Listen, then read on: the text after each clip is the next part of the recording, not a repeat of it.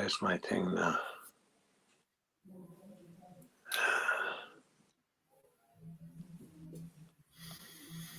Ah, come on.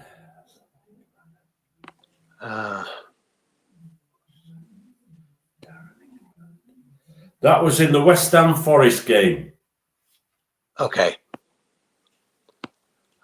I am not actually sure if we are live or not, but we're gonna do the 30-second countdown now.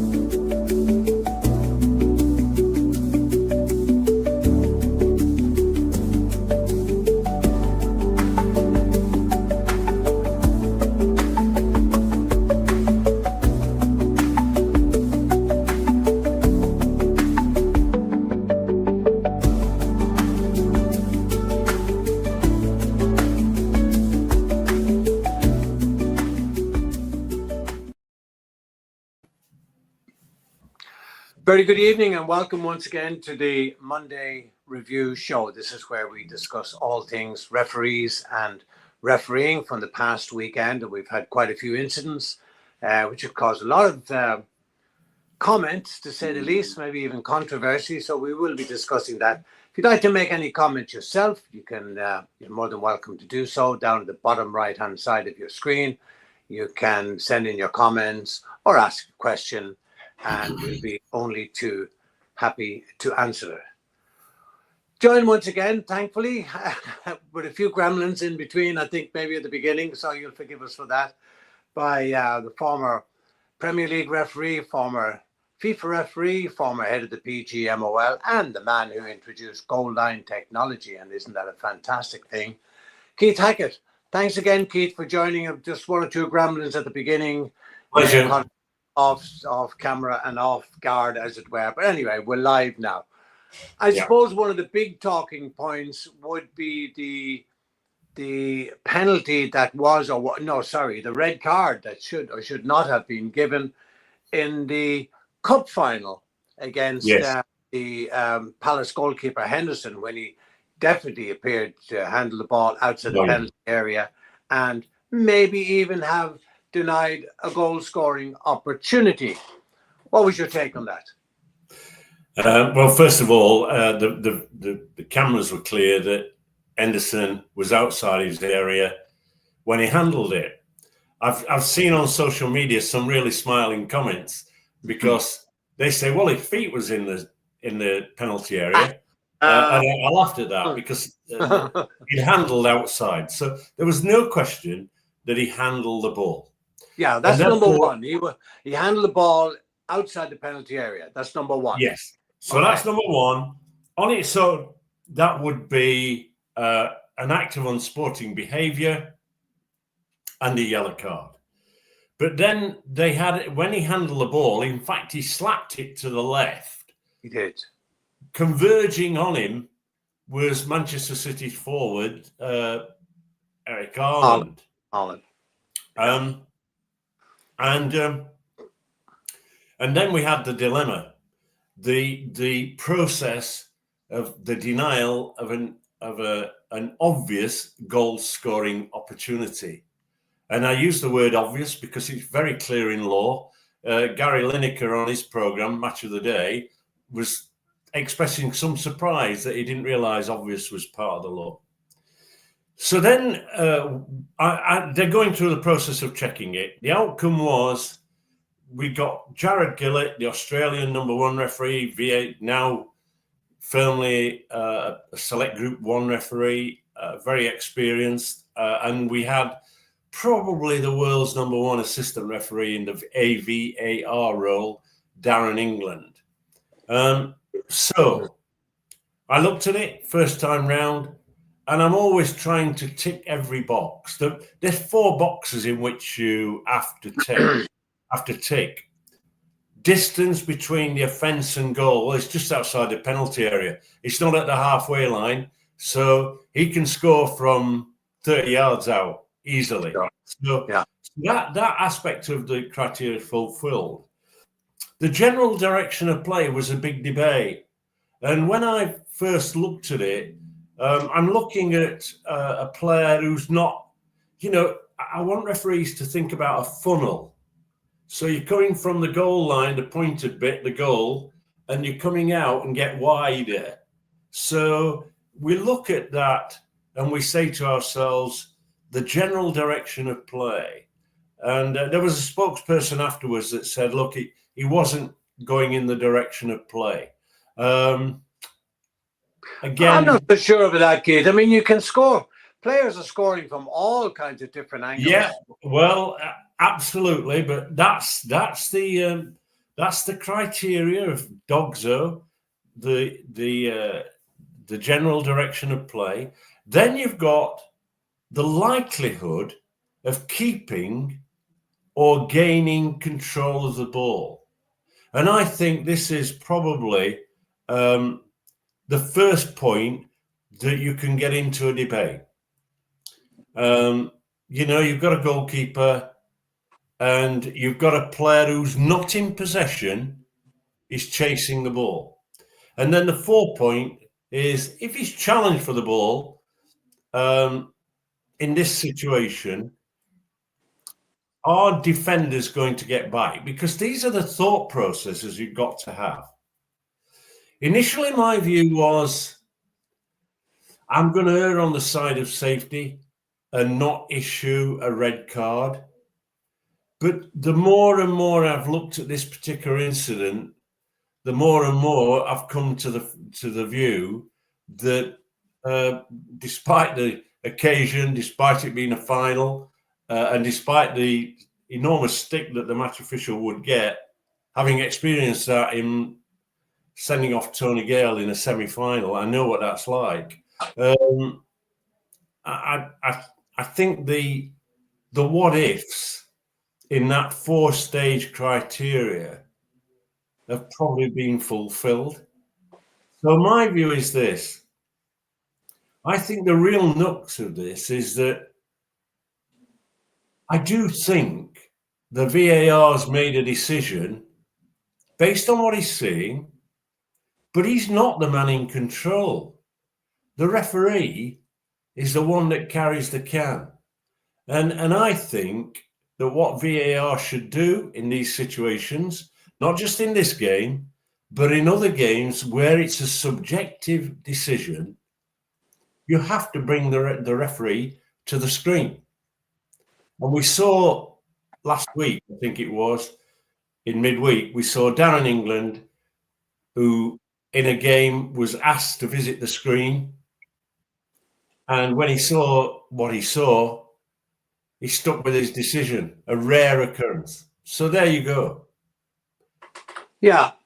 Keith, just on the one issue there where, I think we might have a difference of opinion on this.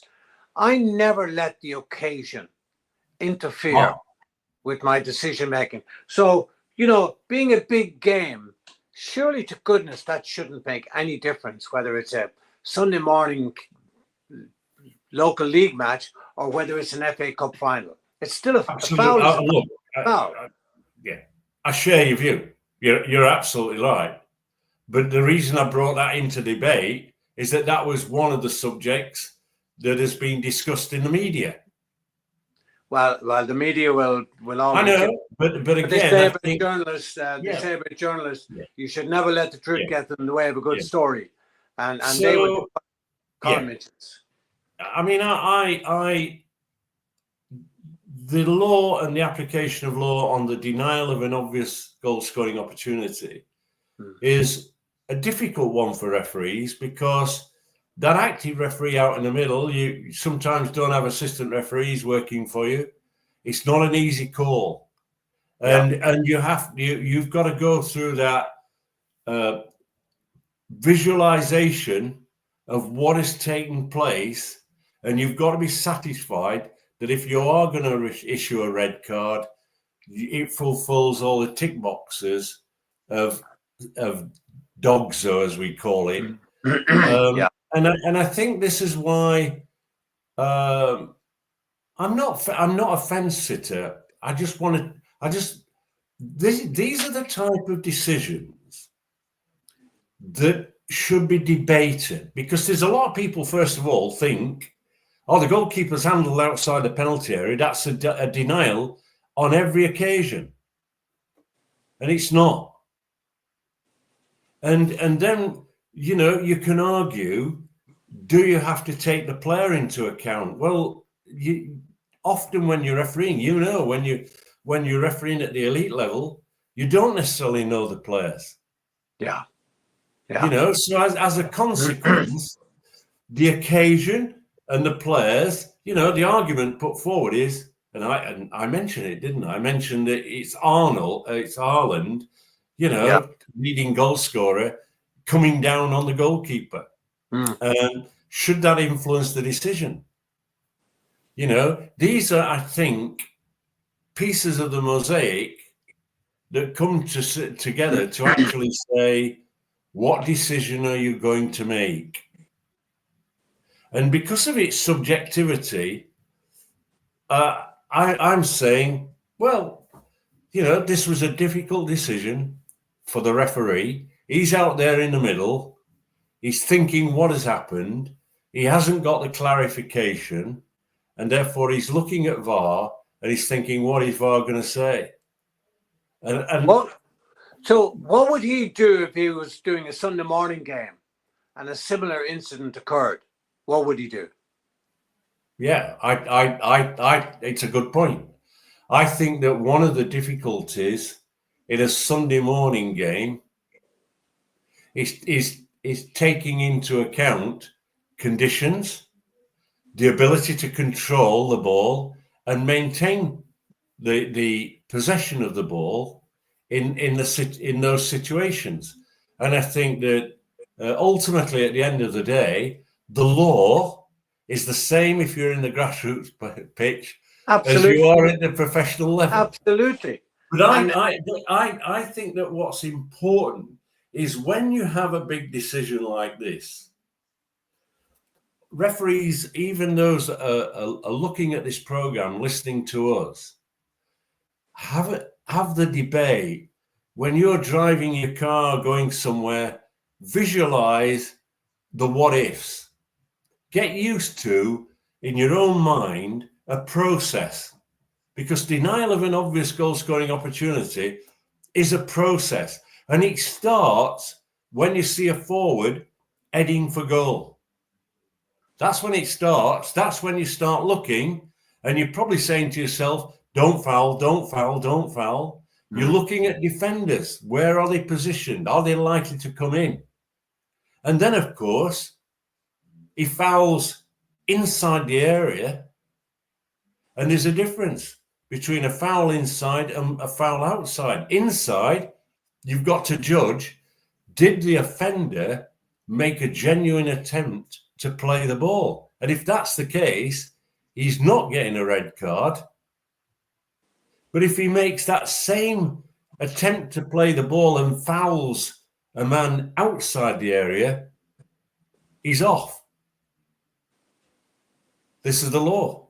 And this is, Yeah, do you think the modern day refereeing, are we too forensic in the way we try and arrive at a decision instead of just going for your gut feeling?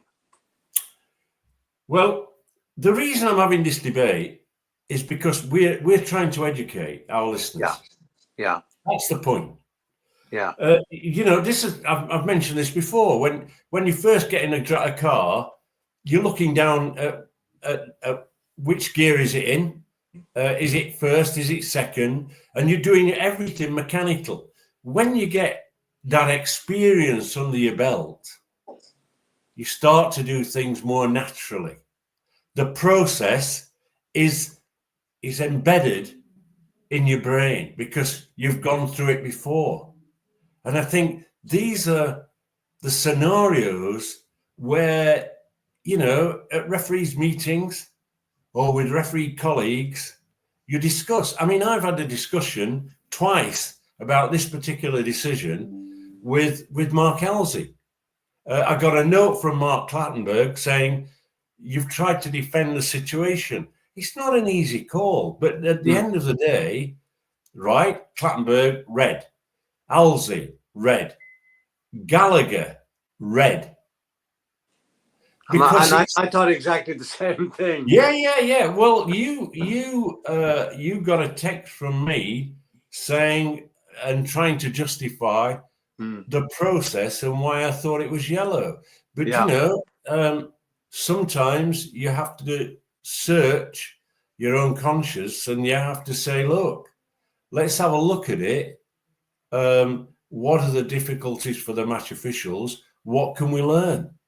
Yeah. And I think these are not, the denial of an obvious goal scoring opportunity is not an easy decision for any referee in any game. And Pep was quite annoyed at the end because he'd had words with Henderson, the goalkeeper. I presume it was words to the effect that if you hadn't been on the field at that particular incident, the reserve goalkeeper may not have saved the penalty. So all of these little ifs and ands and I mean, ultimately at the end of the day, there's always going to be what ifs. The end result is who's the man in charge, and that's the referee, and who's the guy that's supposed to be helping him, the VAR. I generally think that they erred on the side of safety. They must have had some doubt, because when you actually look at Haaland, he's actually not in possession of the ball. He's stretching for it. He's slightly leaning back. And then you say, well, just a minute. What is the probability of him gaining possession and controlling the ball? Yeah, because they can score from all kinds of different angles. Oh, I mean, that's where, look, if we look at, for example, the playing surface in a Premier League game, it's like a bowling green. Oh, absolutely, yeah. If you're out there in the middle of winter on a grassroots pitch that hasn't been rolled, that's muddy, sandy, and all that goes with it, the difficulty of controlling the ball and the distance gets shorter. You're almost saying, really, you can't have half Dogzo at the halfway line. You can in law, but the probability of that player running that distance to the penalty area and having a shot on goal is less, likely less to be the outcome than probably in a Premier League game where you've got a bowling green surface. So it's that debate that I think is important around this particular decision. There's lots of people who believe because he slapped the ball, that's the point at which you send him off. Yeah. It's a little bit more deeper than just that. You're watching the Monday Review Show. I hope you're enjoying the show. Lots of controversy this past weekend, particularly in the FA Cup final. And of course, we're talking about the should not be Dogso against the Palace goalkeeper, who certainly and definitely handled the ball outside the penalty area. And many people said it should have been a red card, me included, Keith included. We felt it should have been a red card, but referee decided otherwise, and he's in a better position than we are. I'm just going to put a note up here. Sizwe Mbebe from, where are you, Sizwe? See if it goes up on the screen. There, greetings from South Africa. And greetings to all of you out there from all around the world. Yes. I know people checking in. We had a guy from Bangladesh recently, and I know people are looking in certainly from the UK here in Ireland and Canada and America and so on. So please make your comments. If you'd like to make a comment on the show, you'd like to ask a question, I can just put this down. You're more than welcome to do so. Now, Keith, you picked up, I was away for most of the week. You picked up a 6-second delay. 6 minutes. 6 minutes. Sorry, I beg your pardon. 6 minute delay with VAR. My goodness. I mean, it was awful. I was watching this game live on television. Mm-hmm. Had I known it was 6 minutes, I would have gone out and made a cup of tea. 6 minutes loses credibility. Yeah. And they were actually showing us a clip of Stockley Park where referee Darren England was trying to determine an offside decision. And what was evident was the system, the semi-automated offside system, for the second time since its introduction. Remember Bournemouth? Yeah. About the same level of time. It was evident that what was confusing the VAR and not giving him an accurate decision was the number of players involved in the goal area. And eventually, he reverted back to the old system, almost of the ruler, to make a judgment. It was appalling. And I've mentioned this before. I worry about the introduction of new technology without in-depth testing. I know that for those listeners around the world, the semi-automated offside system operated by UEFA and FIFA has gone through a huge trial before its introduction.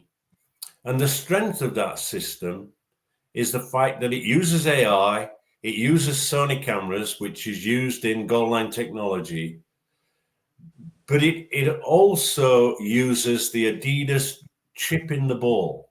And so when you look at the offside law, the first thing the law states is touched or played. So when you touch the ball as a player, that is the point at which the system electronically should create a photograph of where every player is situated. But it's using, the English version is using a tracking mechanism through 38 cameras. And it looks as though the system failed again because it was overcomplicated. And it just loses total credibility. So is it the system, Keith, or is it the people operating the system? Maybe they're not trained enough in it. Well, look, I worked on VAR, goal line technology, sorry. And the criteria that I laid down was all I want is a signal to the referee, it's a goal. I didn't want a conversation. I wanted the system to produce the outcome. Now, I know it's semi-automated system, and the complication of law in relation to gaining an advantage, interfering with an opponent, has a degree of subjectivity in it. Yeah. But 6 minutes, the system's not good enough, and it let Darren England down. England, by the way, last week was asked to go to the screen to view an incident and actually stuck with his decision. And that is a rarity. So you're not dealing with a guy who just takes things for granted, but you could see that he was struggling to get the information to make him comfortable in announcing a decision. And that took 6 minutes. And imagine that's on a cold winter's day, sleet and the players are standing around and waiting. Well, tactically, you and I have discussed, haven't we? Players going to ground, feigning injury, simulation, stoppages to get a water break, stoppages to get input in from the coach, all these things. And they do break up the momentum of the game and, the entertainment. Look, if I go to the cinema in my younger days, I knew there was an half-time break and I knew that I could go and buy an ice cream. if that's the case in football, let's have 4 quarters and 4 ice cream breaks. I'll be very happy. I mean, the whole aspect of the face of the game is being changed, and I'm actually for technology, but it's impacting the game too often in a negative manner. You know, I argued this weekend for VAR because in one of the playoff games, trying to remember which it was, a player, the ball came into the box, it was headed, and there was a player who eventually scored, and he was 5 yards offside, and the goal was allowed to stand. And we're getting back to the old system of refereeing. The referee's got to say to his assistant, the forward has headed the ball, contact, at which to help his colleague to put the flag up and have offside. We had neither. So As a I was man, saying, Keith, yeah. are they using VAR in the in the League One and League Two? No, and they don't use it in the Championship. You will see it in the Championship playoff and the playoffs this weekend at Wembley. So the playoff finals will have VAR. It's a bit, you know, is one game more important than the other? I think the parameters are cost. And I think that we also have to, I think somebody has to recognise the number of officials. Because even in rugby, they have sufficient cameras there and the referee can go and look up at the big screen, talk to the TMO, and they can make a decision. Surely, could that not be done in football as well? Well, of course it can. But again, you know, it's like there was a goal at Rangers this weekend. It looked well over the line. It wasn't given. The goal wasn't given. And sod's law, they went down the other end and scored. It looked comfortably in. But I want to say this. Having worked with goal line technology, I know with cameras and taking film clips of position of ball, how it can deceive the referee. Yeah. So he's not given the goal. But I was a little bit shocked because I thought they've got VAR, but they haven't got goal line technology operating in the Scottish Premier League. I find that absolutely amazing. Yeah. Yeah. Are the costs that prohibitive for VAR? Apart from the people who are there to operate the system. Look, I think that when we look at VAR and goal line decisions, right, VAR will not give you the decision. And the reason it will not give you the decision is that broadcast speeds around about 25 frames per second. And if I've said it before, goal line technology uses 7 cameras around each goal, operating at 500 frames per second. Wow. Because we're looking at speed of ball and we're looking at the whole of the ball and, you know, minuscule measurement to be wholly over the goal line. And of course, the other aspect is the further you get up to the crossbar, the more difficult it can be in relation to the goal line.